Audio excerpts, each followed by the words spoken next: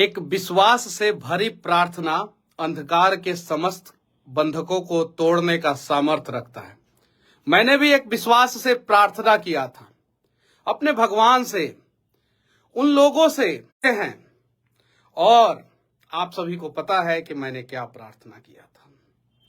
मुझे तोड़ा गया, मुझे परेशान किया गया, मुझे डराया, लेकिन मैं न टूटा, न रुका, न झुका। मैं अपना काम करते रहा। फिर से मैं कह देना चाहता हूं आप लोगों से, ध्यान से, अगर जीवन में आगे बढ़ना चाहते हैं तो एक विश्वास से किया हुआ प्रार्थना अंधकार के समस्त बंधकों को तोड़ने का सामर्थ्य रखता है। और शायद मेरा प्रार्थना जो है सुना जाएगा। हमारी कहानी हम ही को पता, बर्बाद जवानी हम ही को पता। सब लोग कहते हैं मनीषवा जिंदा दिल हो तुम, सब लोग कहते हैं मनीषवा जिंदा दिल हो तुम, लेकिन मनीषवा कैसे जिंदा दिल है वो मनीषवा को ही पता।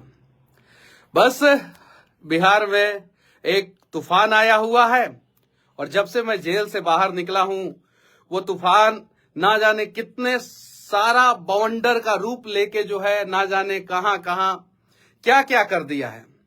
मान और सम्मान की जब लड़ाई हो ना, सुन लीजिए ध्यान से आप लोग, जब मान और सम्मान की लड़ाई हो, मान सम्मान और अभिमान की लड़ाई हो ना, तो अकेले रह लेना, लेकिन किसी के सामने झुकना मत।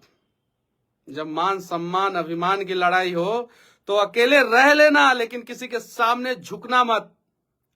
खुद को टूटने न देना। खुद का सम्मान करोगे ना तो दुनिया तुम्हें सम्मान करेगी।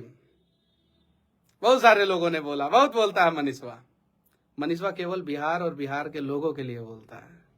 नया मुख्यमंत्री देखने को मिलेगा बहुत जल्द आप लोगों को, उप मुख्यमंत्री भी नए होंगे।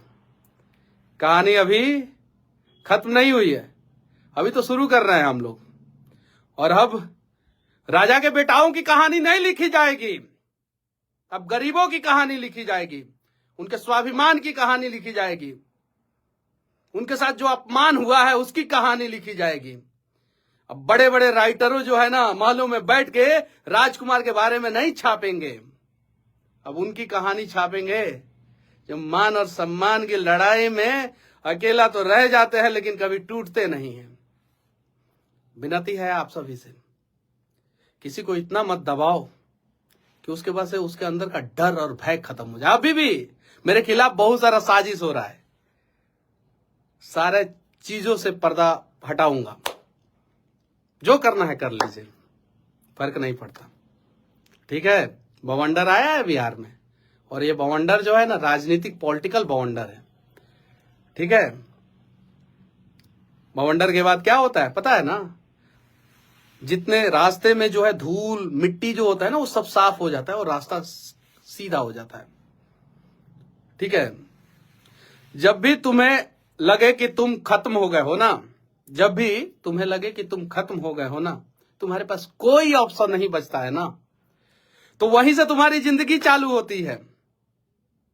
और कुछ लोगों ने सोचा था मनीषवा को जेल में डाल देंगे, इसका सारा ऑप्शन खत्म कर देंगे, एनएसए लगा देंगे, 10-10 मुकदमे लगा देंगे, और अपने तंत्र के सारे बड़े अधिकारियों को उसके खिलाफ जो है इस्तेमाल करेंगे।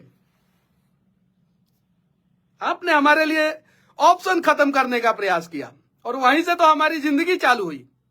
आप लोगों ने अपने लिए चिकना चिकना सड़क बनाया और हम गरीबों के रास्ते में खड्डे खोद दिया। अरे छलांग लगाना तो आप ही लोगों ने सिखा दिया कि खड्डा को कैसे तड़प के पार करना है। हरशंकर परसाई जी का नाम सुने हैं? अरे पढ़े लिखे होते तब ना आप लोग, अरे हाँ सब लोग तो, कुछ लोगों को हम बोल। हरशंकर परसाई जी एक राइटर है, कमाल के राइटर है। उन्होंने लिखा कि इस पृथ्वी पर जनता की उपयोगिता, लोकतंत्र में इस पृथ्वी पर जनता की उपयोगिता सिर्फ वोट मात्र भर है, और उस वोट से सिर्फ मंत्रिमंडल गठन किया जाता है। हरशंकर परसाई जी का है, मेरा नहीं है, वो जब थे तब लिखे। और उनकी लाइनें जो है उस समय देश के लिए सटीक बैठती थी। उस समय हरिशंकर प्रसाद जी 70, 80, 90 के दशक में लिखे थे। उसके बाद लिखे तो उनकी लाइनें उस समय सटीक बैठती थी। अब वो सारी लाइनें जो है बिहार के लिए बैठती है।